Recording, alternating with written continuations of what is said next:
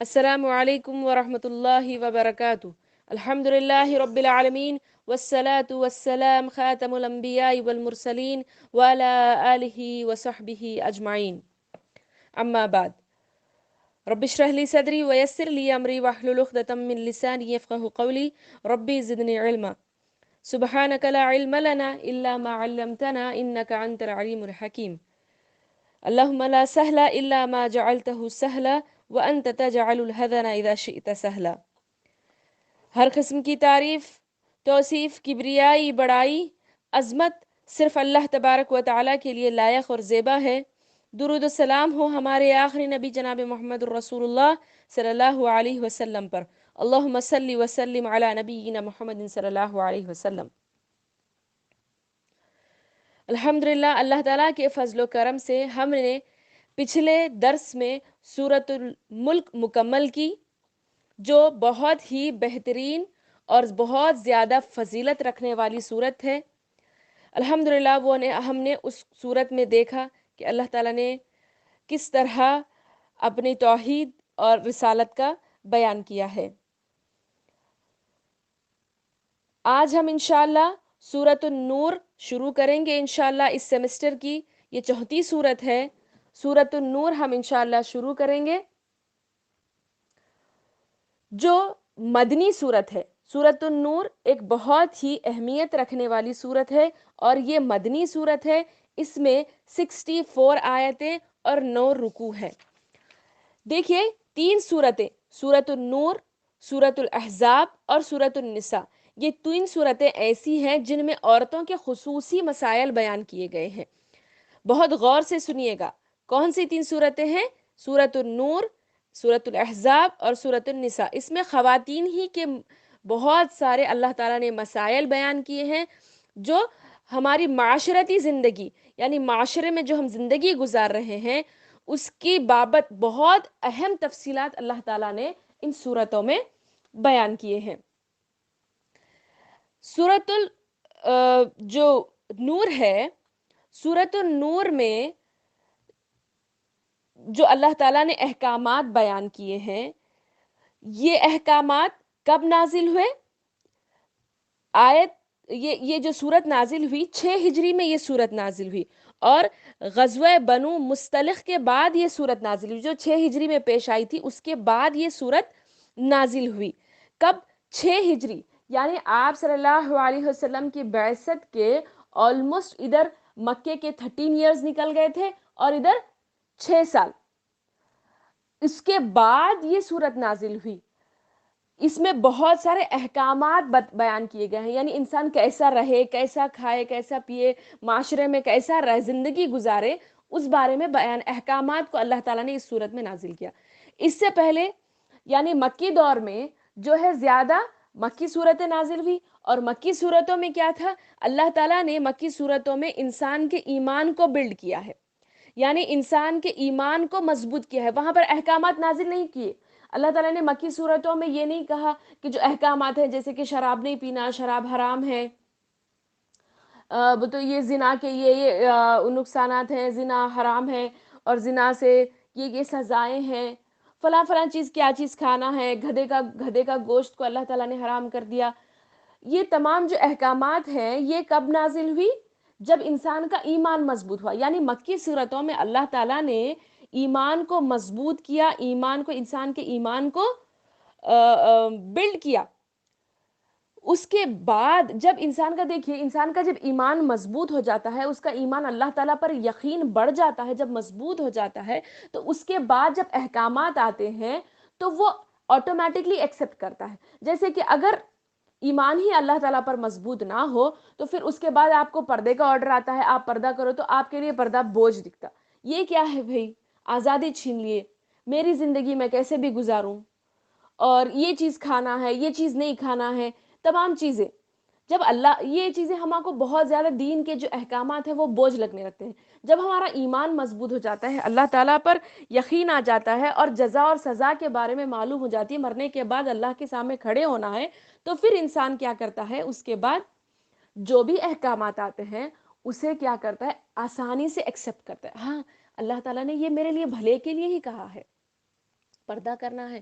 بعض چیزیں سمجھ میں آئے تو بھی ایکسیپٹ کرتا ہے، بعض چیزیں سمجھ میں نہ آئے تب بھی ایکسیپٹ کر لیتا ہے. کب؟ جب انسان کا ایمان مضبوط ہوتا ہے. یہی چیز مکی صورتوں میں ایمان مضبوط کیا گیا ہے اور مدنی صورتوں میں اکثر احکامات بیان کیے گئے ہیں. تو اس صورت میں بھی کافی احکامات اللہ تعالیٰ نے بیان کی ہے. سورۃ النور میں اجتماعی اصلاح پر زور دیا گیا ہے. یعنی انفرادی اصلاح الگ ہوتی ہے. انفرادی یعنی خاص خاص انسان کے اندر کی جو غلطیاں ہیں اس پر اصلاح کرنا، اور اجتماعی اصلاح کہتے ہیں کہ جنرلی سب کے لیے، سب کے لیے ایک ہی چارٹر، سب مل کر ایک ہی طریقے سے پردہ کرنا ہے تو تمام عورتیں کرنا ہے، خاص ایک کوئی عورت نہیں کرنا ہے. زنا کی سزا یہ ہے تو ہر کوئی اس دائرے میں آ گیا، خاص ایک انسان کے لیے وہ چیز نہیں ہے. تو ایسی بہت ساری چیزیں ہیں جس کا میں انشاءاللہ آپ کے سامنے ذکر رکھوں گی.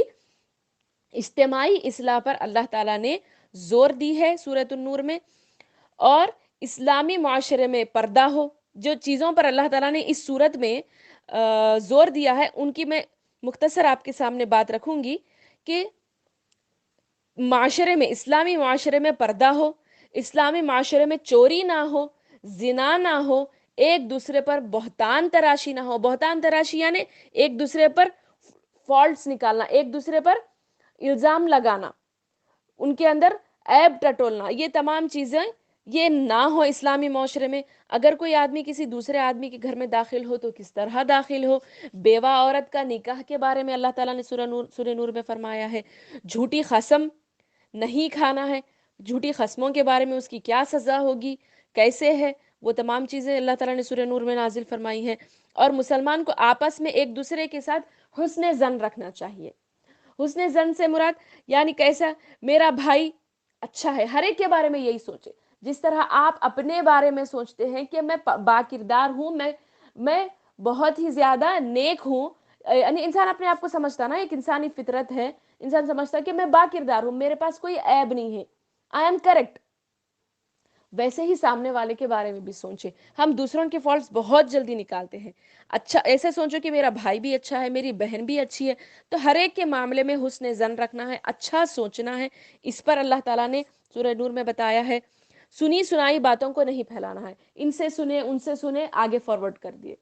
سب سے بڑا جھوٹا کہا ہے اس انسان کو. جھوٹے ہونے کی ایک نشانی ہے کہ سنی سنائی باتوں کو آگے بڑھا دے، اور سنی سنائی باتوں پہ یقین بھی نہیں کرنا ہے. یہ اس پر اللہ تعالیٰ نے سورہ نور میں بتایا ہے. اور اسلامی معاشرے میں بدگمانی اور برائی پھیلانے سے منع کیا گیا ہے. یہ ایسی کئی چیزیں ہیں جو انشاءاللہ ہم تفصیل میں اس صورت میں دیکھیں گے. یہ مختصر طور پر مجھے بتانا تھا. اور اس میں سب سے زیادہ امپورٹنٹ ایک جو چیز اس میں ہے وہ واقعہ افک اس میں ہے نا، اللہ تعالیٰ نے اس کا ذکر کیا. یہ کیا ہے؟ جیسے کہ میں نے کہا نا، بنو مستلق کے بعد جو جنگ ہوئی، جو غزوہ جنگ ہوئی، تو اس کے بعد اللہ تعالیٰ نے یہ صورت نازل کی. تو اس میں اس غزوے سے واپسی میں مدینے کو پہنچنے سے پہلے ایک بہت مشہور واقعہ افک پیش آیا. یعنی ام المومنین حضرت عائشہ رضی اللہ عنہ کی عزت و آبرو پر، ان کی پاک دامنی پر منافقوں نے، جن کے دلوں میں نفاق تھا، جو جھوٹا دعویٰ کرتے تھے مسلمان ہونے کا، اس کا سردار تھا ایک عبداللہ بن ابی بن سلول بول کر ایک شخص تھا. اس نے حضرت عائشہ رضی اللہ تعالی عنہا پر بہتان بانا تھا، ان کی پاک دامانی پر کیچڑ اچھالا تھا. تو ان کی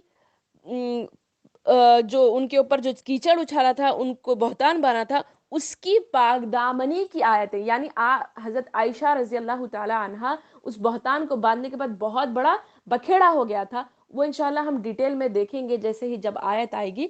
تو وہ جو بکھیڑا ہوا تھا، وہ بکھیڑے کے بعد اللہ تعالیٰ نے حضرت عائشہ رضی اللہ تعالی عنہا کی پاک دامنی اس صورت میں تفصیل سے آئی ہے، اس صورت میں اللہ تعالیٰ نے نازل کی ہے. یہ چند چیزیں تھیں جو سورۃ النور کے متعلق مختصر طور پر میں نے تعارف کی شکل میں آپ کے سامنے رکھی.